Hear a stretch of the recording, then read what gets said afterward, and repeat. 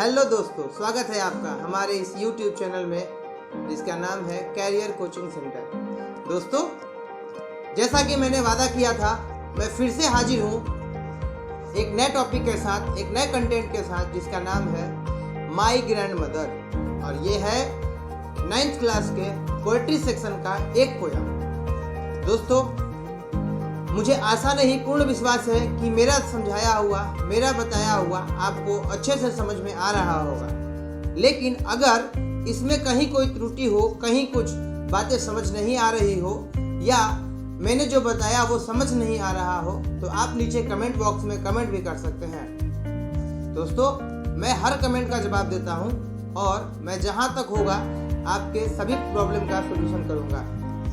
दोस्तों, मैं चाहता हूं कि आप मेरे इस चैनल को सब्सक्राइब करें और शेयर करें अपने दोस्तों के साथ ही साथ ऐसे बच्चे जो वर्ग 9 में पढ़ाई करते हैं वो इसे देखें और समझें। ऐसे टीचर, मैं फिर से कह रहा हूं, ऐसे शिक्षक जो अभी नया टीचिंग करना शुरू किए हैं, पढ़ाना शुरू किए हैं, वो भी इसकी मदद ले सकते हैं। और अगर उन्हें किसी तरह की कोई समस्या होती है तो वो हमें कमेंट बॉक्स में कमेंट भी कर सकते हैं, मेल भी कर सकते हैं, हमारे इंस्टाग्राम को फॉलो भी कर सकते हैं, हमारे फेसबुक से भी जुड़ सकते हैं। मैं हर संभव सहायता से उनकी मदद करूंगा। तो चलिए हम आगे की तरफ बढ़ते हैं। द ग्रैंड मदर, और इनके लेखक हैं रे यंग बियर। दोस्तों, द ग्रैंड मदर है और इसके लेखक हैं रे यंग बियर, और इनका जन्म जो है वो 1950 ईस्वी में हुआ। बर्न 1950 में है, लेकिन इनकी मृत्यु कब हुई ये दिया नहीं है, मतलब अभी शायद ये भी जिंदा होंगे। खैर, आगे बढ़ते हैं। Ray Young Bear is a Native American poet and novelist of Meskwaki tribe of North America. कह रहा है कि उत्तरी अमेरिका के मेस्क्विकी जनजाति के में यह एक महान अमेरिकन कवि थे और उपन्यासकार भी थे। Growing up on the Meskwaki tribal settlement in Iowa, कह रहा है चूँकि इनका लालन पालन जो है वो मेस्क्विकी समुदाय, जनजाति समुदाय में हुआ, लेकिन वो आगे चल कर के सेटल हो गए लोआ में।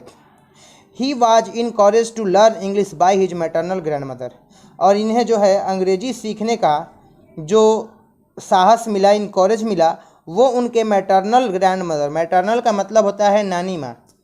जैसे कि अगर ग्रैंड मदर केवल होता तो इसका मतलब दादी होता, लेकिन अगर मैटरनल है तो इसका मतलब नानी होता है। And he began to translate his poem into the language, तो वो क्या करते, पहले अंग्रेजी सीखे, उसके बाद में जब वो कोई भी कविता को अंग्रेजी में लिखते, उसके बाद उसे जो है वो ट्रांसलेट करते थे अपने लैंग्वेज में, मेस्क्विकी ट्राइबल में, मतलब मेस्क्विकी लैंग्वेज में वो करते थे। His work was first publish in 1968, उनका पहला जो वर्क है, काम है, वो पब्लिश किया गया 1968 में, 1968 ईस्वी में किया गया। He often switches between English and the Meskwaki language to express himself more fully, कह रहा है कभी कभी जो है वो खुद अंग्रेजी और मेस्क्विकी भाषा के बीच में जो है इंटरचेंज करते रहते, स्विचेज करते रहते, कभी मेस्क्विकी कभी इंग्लिश, ताकि वो जो है खुद को अच्छे से समझा सके।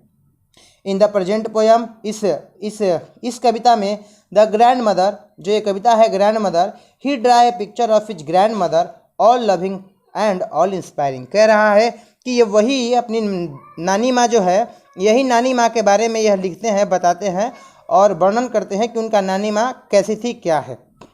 खैर, आगे बढ़ते हैं, क्वेश्चन को कवर करते हैं। Answer the following question orally, से मुंह के द्वारा ही, मुँह जुबानी ही इसे आंसर देना है। What do you call your mother's mother और फादर्स मदर, कह रहा है कि आप जो हैं अपने माता के माता को क्या कहते हैं और अपने पिता के माता को क्या कहते हैं। तो जाहिर सी बात है, हम अपने माता के माता को नानी माँ कहते हैं और पिता के माता को दादी माँ कहते हैं। दूसरा क्वेश्चन है, how do you behave with your grand mother, आप अपनी दादी माँ या नानी माँ के साथ कैसा बिहेव करते हैं, कैसा बर्ताव करते हैं। अगला है, what is the role of a grandmother in family, आपकी दादी का आपके परिवार में क्या महत्व है। अगला, is your grandmother alive, क्या आपकी दादी माँ जिंदा हैं। How much are you attach with her, और अगर वो जिंदा हैं तो आप अपने दादी से कितना लगाव लगाते हैं, मतलब कितना आप लगाव रखते हैं अपनी दादी के साथ। खैर आगे की तरफ बढ़ते हैं हम अपने पोएम की तरफ, जो कि ये 9th क्लास का है, द ग्रैंड मदर।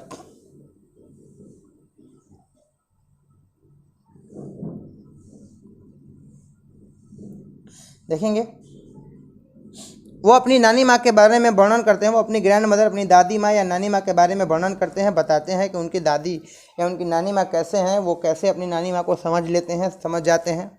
खैर आगे पढ़ते हैं, खुद कहानी समझ में आएगा। If I were to see her shape from a mile away I would know so quickly that it would be her. कह रहा है कि यदि मैं उन्हें देखता, उनके आकृति को देखता, ए माइल अवे, 1 मील दूर से भी अगर मैं उनको देख लेता, आई वुड नो, मैं तुरंत समझ जाता, सो क्विकली, तुरंत समझ जाता कि ये पक्का मेरी नानी माँ ही है। कहने का मतलब है, और ये आपके साथ में भी होता है, कभी कभी आप क्या होता है, आपके घर का कोई भी सदस्य जिन्हें आप रोज़ देखते हो, तो अगर वो कहीं दूर से भी आ रहा होगा व्यक्ति, तो आप उनके चाल चलने के स्टाइल से ही बता सकते हैं कि वो आपके परिवार का कोई है, आपके परिवार का कोई सदस्य है, या हो सकता है वो आपकी माँ हो, आपकी दादी माँ हो, वगैरह कुछ भी। तो ये कभी भी कहता है कि यदि मैं उन्हें देखता, 1 मील दूर से भी देखता, तो मैं तुरंत समझ जाता कि ये ज़रूर मेरी दादी माँ है, ये नानी माँ है। The purple scarf and the plastic shopping bag, if I felt, sorry, the purple scarf and the plastic shopping bag, और वो जो है हमेशा अपने गले में पर्पल कलर का स्कार्फ पहनती थी, हमेशा पर्पल कलर का स्कार्फ पहनती थी, और वो अपने साथ प्लास्टिक की शॉपिंग बैग लेकर के जाती। कभी भी वो मार्केट जाती थी तो अपने साथ हमेशा वो प्लास्टिक का ही शॉपिंग बैग लेकर के जाती थी। आगे कह रहे हैं, if I felt hands on my head I would know that those were her hand, और अगर कभी नानी माँ मेरे सर पर अपना हाथ रखती तो मैं तुरंत समझ जाता कि ये मेरी नानी माँ के ही हाथ हैं, या ये मेरी दादी माँ के ही हाथ हैं। आगे की तरफ देखते हैं, कह रहा है कि उनका हाथ कैसा है, तो कभी कहता है कि वार्म एंड डम्प, उनका जो हाथ है वो गर्म और हल्का भीगा हुआ होता है, with A smell of fruit, और उनके हाथ से जो है, उनके जो हाथ जब वो मेरे सर पर रखती तो उनके हाथ से जो है एक जड़ जो होते हैं, रूट जो होते हैं, उनके जैसा स्मेल आते रहता है उनके हाथ से। If I heard a voice coming from a rock I would know and her words would flow inside me like the light of someone stirring ashes from the sleeping fire at night. कह रहा है कि यदि मैं उनकी आवाज़ों को सुनता, from A coming from a rock, अगर मैं उनकी आवाज़ किसी चट्टान से टकरा कर के भी आए और तब मैं अगर उसे सुनता, तब भी आई वुड नो, मैं समझ जाता कि ये उन्हीं की आवाज़ है।